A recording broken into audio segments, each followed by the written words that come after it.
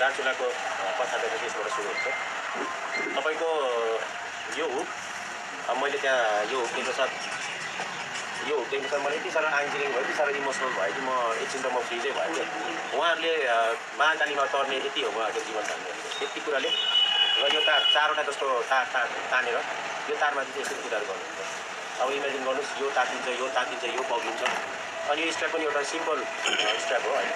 यो उहाँहरूले यता लाउनुहुन्छ अनि यता यसरी लाउनुहुन्छ अनि यता बस्ने एउटाले ढाड देख्ने अनि तपाईँको यो के हुन्छ यो तारमा चाहिँ यो तार यो सँगै छेउमा हुन्छ अनि यस्तो दुईतिर तान्ने पुली हुन्छ डोरी हुन्छ त्यो डोरी तार अलिक स्याम्पलको लागि चाहिँ डोरी लाग्छ तर उनीहरू नहुँदै यो डोरी पनि चारवटा भाग गरेर चलाउनुहुन्छ।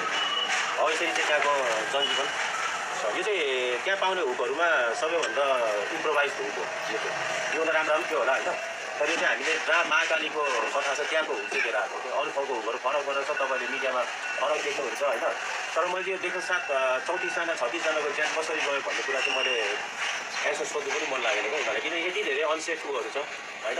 यसमा अनसेफ छ किनकि उहाँको ज्यान अहिलेसम्म त गएको भन्दाखेरि चाहिँ उहाँहरूको बाध्यताले चाहिँ यो चलाउनु पर्यो, यो चलाउँदा चाहिँ सेफ्टी फेलहरू भएर चाहिँ भएको हो कि तपाईँको